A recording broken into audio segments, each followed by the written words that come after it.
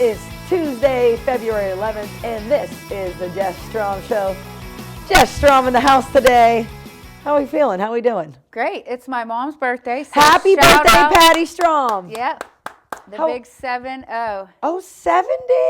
Yep. So it's a special day today. Let's talk about this. Patty Strom, staple. She was a referee. Yeah. Soccer coach. Yep. Woman of all trades. She is. I mean, a babysitter for how many years of her life? Yeah. I mean, that woman is she's something. She played basketball in high school, and they had to stay on their own half. When you couldn't cross over because it court. was too strenuous for women They couldn't do to it. play like that. It was too hard. Yep. Man, times have changed. Yep. Thank you, good Lord, for that. You know, we appreciate that. So happy birthday, Patty. Patty, happy birthday to you. Hope the day is great. Hope 70 looks great on you. So that's all we'll say. Yeah. Let's talk about this for a second because I think it's cool. Like, you know, obviously your playing career in high school, in college. I think parents are typically always supportive if they can make it to the games. Let's talk about your parents for a minute, though. I mean, they come to games. I mean, you're a coach.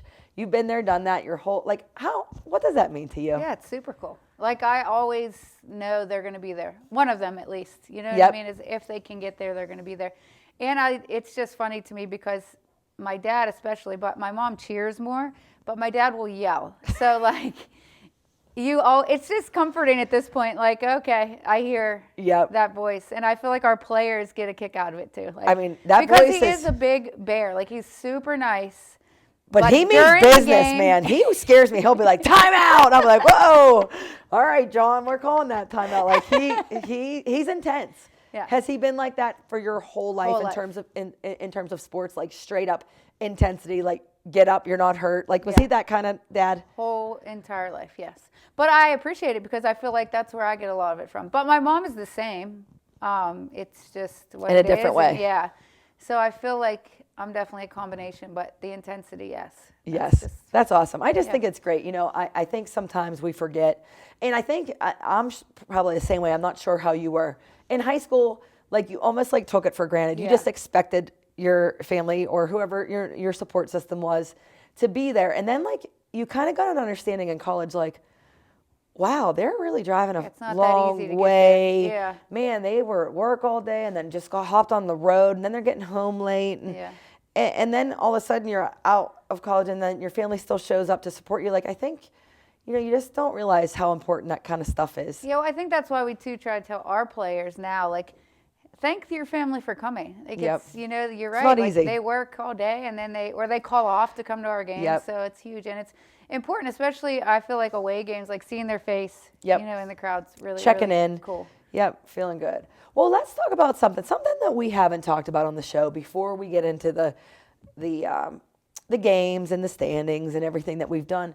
Why don't we talk a little bit about recruiting, Jess? Because Ron Ramsey, you know, big supporter, big huge supporter. Yeah. I was at Loggerheads picking up the food, and he was talking about production of the show, and I said, you know, we don't really put much thought into it. We just come on and start talking, and he said, you know, I think you should talk a little bit about the recruiting process, and the light bulb went off. Like, you know, that's a really good idea. Something that I think people probably don't know, behind the scenes work. Ron, thank you so much for the heads up because I think this is a great topic to talk about.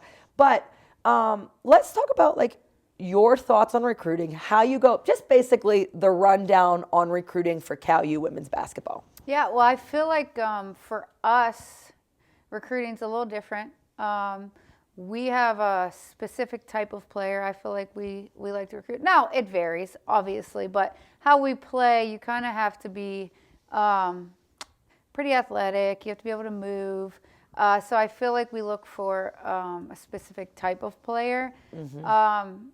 But recruiting's funny because it goes in waves, right? Yep. Like right now, we're in a big recruiting phase. And don't you know? Isn't that the truth? There's sometimes though it's kind of in a lull, you know, so it just kind of goes in waves, depending on who we have returning, what we need. So it's funny, you know. We used to go in the summer, you know, a lot. You know, we'd be out, and it's just everywhere changed a bit, since COVID. Well, that and the fact that you can. A lot of this never happened before. I feel like prior to COVID that all high school games are live streamed. Yeah, I mean, it's great. I awesome. love that I don't have to get in a car, drive down to Maryland, watch a game where I can see it online. And don't get me wrong, I think going to a game, you get a better feel. You have like, what that person, how you can see more details about what they're saying, how they talk to their teammates, how they talk to their coach. So it's always nice to get out and see it live, but it really, really takes the travel time. Well, it saves time, especially during season. Yes. We're also preparing for super important games. So at this time of year, if we can sit at home and watch a game, it's huge. It's huge. And just and I think you can watch multiple games of multiple people. Yeah. And it's always, highlights are good, but there's nothing like watching game time decisions. Yeah. Game day finishing, because let me tell you, if you think about it, we could make a highlight of me right now going and making layups, but you're going to make them all in your highlight film. Exactly. Yeah. How many times out of 10 am I making those? Yeah. You know what I mean? And making a move without bobbles and all that. So, what kind of player are you looking for? I think for us, obviously, defensively, you have to be able to play. Now, it doesn't matter if you really know defense at the moment, right? But we can teach that. And there's been some examples of people that have played, like when we have gone and recruited some players throughout my time, at least with you, we've had some players that have been stuck in a 2-3 zone for their whole high school career. And we're sitting there like, okay, can they play? Well, and AAU's great. Olivia's a good example of that. Her team played a 2-3 zone, and she had a hard time last year coming as a freshman and learning, how to play. And then this year, it's like she knows everything. I mean, she's she had a day so today, it's just man. Like the ability is there. Like we see the ability, and we just have to teach, which is fine. Yeah. Like we can do that. But in recruiting too, it's changed a bit with the whole transfer portal, right? Like the COVID years, it's been a little bit crazy the last 5 years. Yeah. But that's at an end. I feel like Talia is our last person that we recruited through COVID. Yeah. So Alicia and Yanni for us are the last players that could use the COVID year. Yeah. And then Talia was the last, from my understanding, Talia is the last player that we recruited in the COVID. That was in COVID. Well, because Sierra was at Clarion. Yep. But yeah, they were being recruited during that time. That was weird. That was real weird. Oh, that was the weirdest thing. Doing campus visits virtually. So we did that, and then it was the transfer portal is now a huge thing. So recruiting in the last, say, 5 years has changed drastically a ton. Because with the transfer portal, like obviously some years you want to use it, some years you don't. For us, right? Yep. Depending on what you're looking for, but like then you have to wait, right? Most kids go in the transfer portal after their season is done, whereas high school kids usually have committed by then. What is your thoughts? And I'm curious because I don't know this actually, because I know I have my thoughts. What are your thoughts on putting all of your trust in high school coaches and AAU coaches about what type of player or person recruits are? I obviously think it's better if you know them, right? No doubt. Because then they're less likely to lie to you about a player. Which doesn't happen, but like maybe they want their the best, impression. Yes, and they want the best for their player, just like everyone does, right? Which we want the best for our players as well. Exactly. So we get that, Right. but it's tough sometimes. Yeah. Because I think you really have to see, like, I just have noticed in the past, I'd say 6 years, like when people say, "Oh, she's a gym rat." Yeah. Well, we wouldn't know that till they come. No, here. but is that person a gym rat? Yeah. What is does a that gym mean? rat? What is a Yeah. gym rat to you? Yeah. Those kinds of terms. Like I feel like you have to ask way more specifics. Also, like their character. Like how do they handle hard things? Like when things aren't going great. What is their attitude? Because I mean, it's not always rainbows and sunshine. No. Right? I mean, we had tough How times do even they this year. handle adversity? Yeah, it's important. And, and I think these players also, but you also have to give them a chance too, because they are maturing. Like so many people give bad raps to 16, 17-year-olds when they're just, and again, I'm not saying that everything that they do I mean, they're being judged enough on social media with how they look, how they act, being filmed all the time. To a certain degree, you have to give them some grace as well. Yeah, like they're maturing. I feel like, and also we kind of take chances sometimes on kids that we think maybe have been that way, right? Maybe like didn't have the best high school situation or whatever it might be, but like if we can make a difference, like if they can come here and get better at basketball and make a difference, to whereas maybe they wouldn't go to college, right? If they didn't. So that's always awesome too to see kids grow that way. I really enjoy. In fact, I think Alicia Young was asking us yesterday what our favorite part about coaching was. Was that yesterday? Yeah, I think so. That's so funny. We were in the locker room, and I think, what did you say? Your relationships. Like building relationships, seeing them grow, and like when they leave here, just being grown up, see what they do with their lives. Yeah. Like being a part of their lives now. And I think I used her as an example, like watching her through high school basketball and then seeing her now. I mean, yeah, just the growth is it's so cool. Yeah. Just academically, basketball wise. Number one quality that you like to see in somebody that you recruit. Gritty. Yep, toughness. Yeah. I knew you were going to say that. Me too. Because, do you ever look at some people and think, they can't practice Well, I just here? don't think you can teach that, right? Like I can teach a lot of things about basketball, but like if you're not tough or willing to, get on the floor, be physical, I can't. That's hard to teach. I don't want to say can't, but that's really hard to teach. Challenging. Yeah. Yep. And, what are your thoughts on position? I know I've heard you say there's basically one position that needs to be a position on our team, and that's the PG. Yeah. And then everybody else we can kind of. Most of the time it's interchangeable, right? Like Yep. we've had some players where, like Deja was the post player, right? She was kind of like a 5. Could shoot the loved three. To shoot the three. She did love Deja. Where are you? We know you love to shoot the 3, especially in the top of 5. That ball was not being reversed. You know that. You love that. You shot that 3. Yeah, but besides the point guard, everybody else kind of interchangeable, just with how we play, right? Mm-hmm. There's a lot of freedom on offense. There's a lot of switching on defense, so it doesn't really matter. The point guard, though, should be in charge. So that's one position that, we actually need to have. And you feel strongly about the point guard position. Do you think that you'd feel that way if you weren't a point guard? I Do you don't ever know. think about that? You feel very strongly about the point guard Yeah, I do. position. Like, be a certain way, be able to lead, be able to organize, being able to talk, just being tough. And like, did you think that you were like that when you entered college, or do you think? No, I think I probably thought I was. Like, probably thought so, but no, I was not. Someone taught you? Someone taught me for sure. Yeah. So I feel like it's super important to the team, right? Like I'm not just saying that because whatever. Yeah, that's not just your thoughts. I think it makes teams go, and I think it like really helps for winning teams. Yep. Like it's like really important to have that. Who do you think taught you that the most? Oh, for sure, my assistant coach. Yep. In college, yeah. Like just never let me breathe anything. Like everything I did was, no, that's not how you do it. And now I appreciate it. Like, then you were probably like, oh man, like riding me, yes, like, oh, here we go again. Why? Like, why do I have to speak every second of the day? But now I'm the same way. Like, you better get them together. You better organize them. Like, I understand now. So I'm like really thankful she was like that. Yep. Because you wouldn't have been like that if someone didn't force you to be. and I wouldn't have been successful that way. So now I just appreciate it, and I'm trying to teach that. Yeah. Right? Like, I know I'm probably annoying, or you think I'm really mean to you, but I'm not. I just know that you can be successful if you do these things. For sure. That's pretty cool. Let's go back.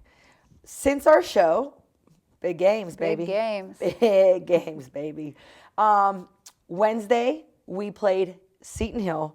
Obviously, they were the number 1 team at that time in the conference. Big win for the Balkans. Speak Huge. a little bit on that. Yeah, I feel like going into that game, we knew it's going to be a track meet. I'm sure we talked about it on the last show, and it was. Woo! For sure. That pace is intense. It's hard. It is hard. But I was really proud of us. I feel like we pushed through that. You know, we play fast, but not that fast all the time. So I feel like we did a good job of pushing through some tiredness. Yeah. You know, when we needed to. Obviously used timeouts a little bit more wisely than I usually do. But we forced a ton of turnovers. I thought we really made them uncomfortable. Yep. Did you think that in comparison to the last time, that obviously I think Seton Hill does make people play ugly. Yeah. It's not pretty. For not many teams can look good playing that pace, number one. But, you know, with their trapping and then getting set up, trying to get an offense when you're down in the shot clock, you know, Do you think that I at least I think so, that it looked much more together this time? For sure. And had a flow to it. I think we just knew what to expect this time. Like we talked about it before. That's hard to prepare for because you're not practicing. Well, we can't emulate them. Yeah, you can't practice like that. So I think the first time we were kind of shell shocked, like, wow, that's is fast. Yeah. And I feel like this time we knew what to expect. No fast break points that I remember. No. Right? Because Nothing we crazy. were mad. We were not happy. Yeah. Because we said, hey, they leak out. You know, they go pretty fast. Obviously, they get long outlets, get down the floor. And the last time we played, I think, was it 14? Especially in the second half. They last time we played them in the second half, they really got us in transition. And I feel like this time we were just like we were focused, locked on it, in. For no sure. one snuck in behind us. Like I was so pumped about that. And you know, obviously, I think we were excited that we forced those turnovers because that's our MO too. Yeah, we took some charges. Yep. Like I think that throws any team off. You know, when you're willing to stand there and take some charges and. I think that we were just locked in. Hit some shots. Obviously. We've been hitting shots though, right? Like yes, we have. We're very happy with the field goal percentage. Points, Scoring more points. But one thing I'm loving about our team is it seems like we have way more confidence shooting it.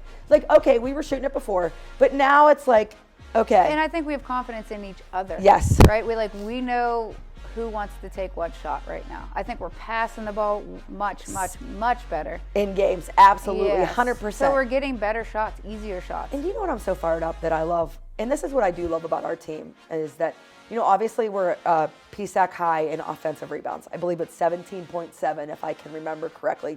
Please, folks, don't quote me on that, but I think it is. Right. So even if we're missing some shots, I have all the faith that our kids are going to at least battle. Yeah. For them. We make it very difficult to box us out. That's for sure. They get in there. Alicia is unbelievable in the glass. Monster on the offensive glass. So, I mean, you're right. Like, we can be confident in shooting because she gets those rebounds a lot of the time. And if it's not her, someone else is in there crashing. People have no idea what kind of work that is. That's gritty work. Ugh. That's like offensive linemen in football. Yeah. Like, you get no credit for that. Well, I mean, we give credit. Yeah. I mean, but you get no credit for being an animal on the glass and getting, I mean, we have a few in our league. I mean, we have a few offensive rebounders. To me, Alicia's just a monster on that area. Yeah. And that was just a huge win for us, right? Like staying focused on the game plan, obviously executing. And I feel like that was the final of the 4 games we had in a 2-week stretch where we played the top 4 teams in the conference, right? Like that was a tough 2-week stretch for us. And, you know, we went 2-2 in that time, but I feel like it just, even that gave us confidence, right? Like even we lost by 1 at Edinburgh, obviously could have won that game. You know, we beat IUP, then we lost by a few to Gannon, and then we beat Seton Hill. Like, I think our team gained confidence, even though there might have been a loss. Yeah. Yep, for sure. And then it's crazy because you want to be excited. You know, you beat a nationally ranked team, you beat the top team in the PSAC. But you really don't have time to even think about it. Yeah. You know, obviously everyone's pumped up afterwards. You know, you're happy about the outcome, but you're happy about the effort, the attitude that came along with that. But then you got to focus for Slippery Rock. Yeah. And quick turnaround. I actually think that was a challenge because for those 2 weeks we were just grinding. Locked in. Like locked, mentally, physically grinding. So, you know, the day after, our time is early. So we just watched film on Slippery Rock. We didn't practice that day. And then practice Friday. And we were focused. Like, we were watching film. Like, they definitely, I don't want to say they didn't care about it. Like, they cared about it. I think we were just drained, right? Mm-hmm. Like, for a few days. That's tough. Like, it's tough, especially when it's not as easy as it looks. When you play Seton Hill and you're sprinting for 40 minutes. It's hard. It's more challenging than people could even imagine. To physically recover is one thing, but then like get your mind back, focused on the next game, I think, was a bit of a challenge. So I feel like the first half of Slippery Rock, you might have saw that little jet lag there. Is that what we call it? Yeah, that's what it was. Okay, that's what we call it. I'm glad that you call it that. Yeah, but I think they made a change. The first half felt odd.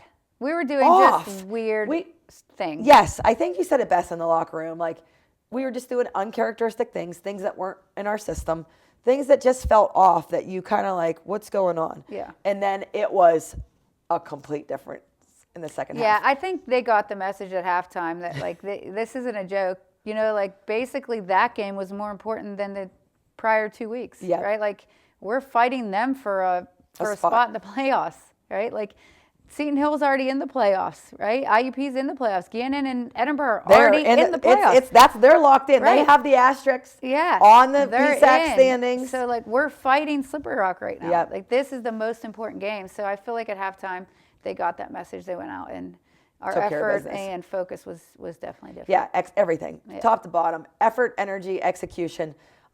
It felt like, when we were done, it was like, okay, We're back. Here we are. Yeah. Okay, good.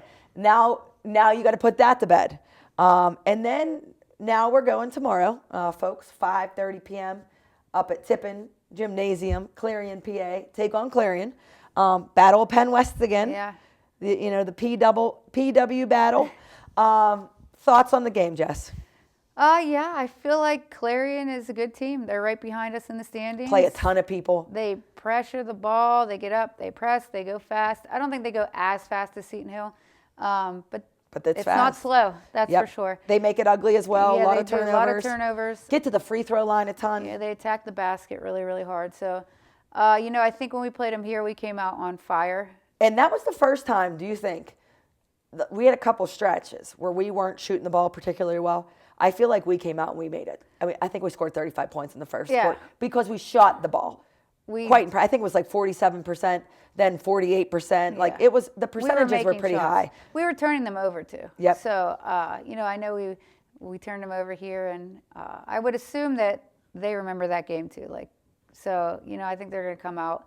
Prepared. They play really well at home. Sure do. So I expect there to be a good crowd, Just like us, they're fighting for the playoffs. Yep. Everybody's hungry. They are. Like, these games are really important to everybody. Like, they want to make the playoffs. We want to make the They playoffs. want a They want to make, chance, same. So I feel like we have to be ultra focused. Yeah, we're right. I mean, we're right. Yeah, they're right We behind are us. right there, neck and neck. Cal, Clarion, and when you're battling someone that's fighting with you, you just know it's going to be a because tough. you're fighting to get in. You're fighting for seeding. Like, this is the time of year. These are really, really important games. Yep. Then, after Clarion, odd little breaks here. Different. Obviously, with Mercyhurst being out of the conference, leaves 2 games open. Yeah, so we typically have 2 buys throughout the season on our side. Mm-hmm. And then you add that in, so we'd have 4. So, basically we play Clarion tomorrow, whole week, UPJ at home, and then another whole week. Which is... So 2 games in 2 weeks. This is new for us, too. Yeah. How do you think you're going to handle that? Yeah, I don't personally like it. I like my routine, right? We have Monday, Tuesday, play Wednesday, Thursday, Friday, play Saturday, off Sunday. Mm-hmm. But I think it will be good for some of our players to get some rest. I think we're a little tired at the moment.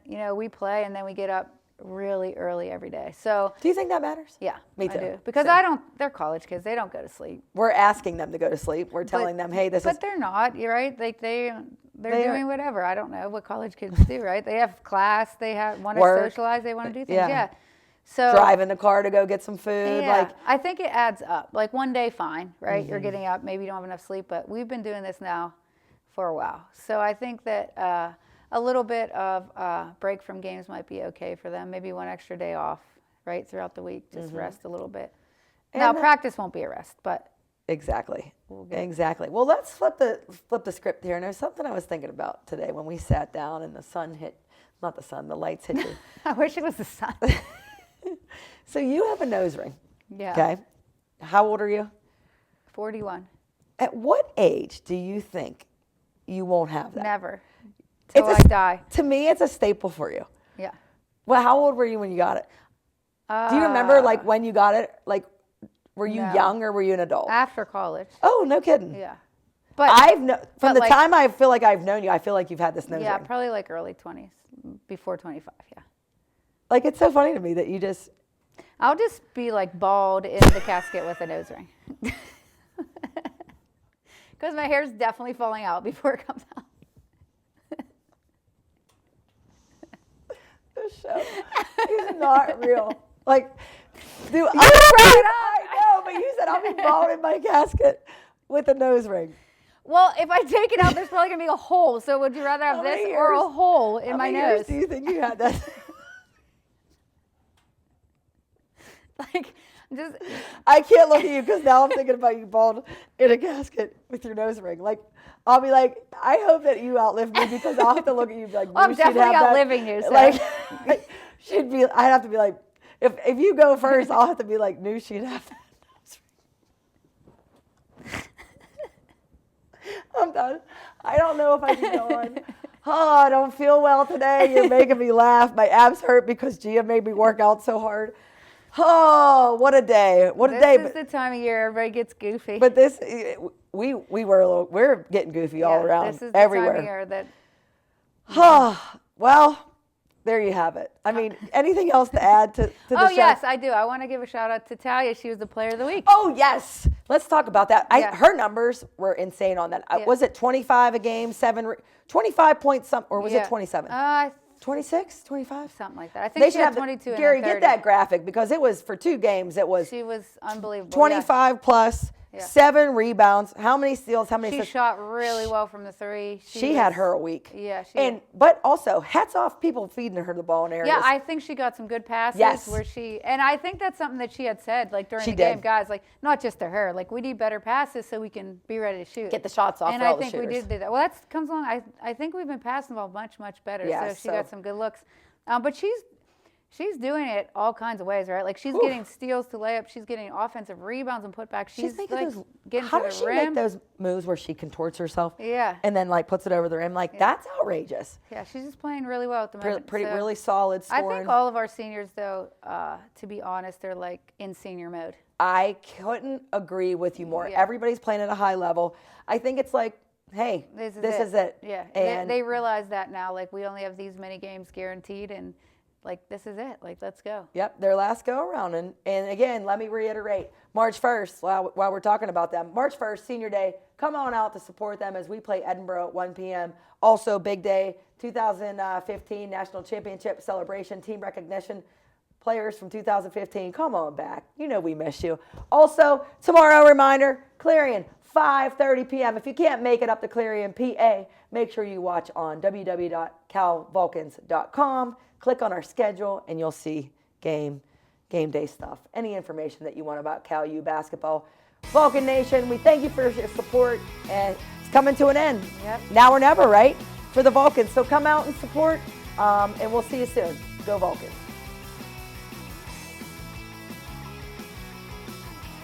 Good morning. It is Wednesday, January 8th.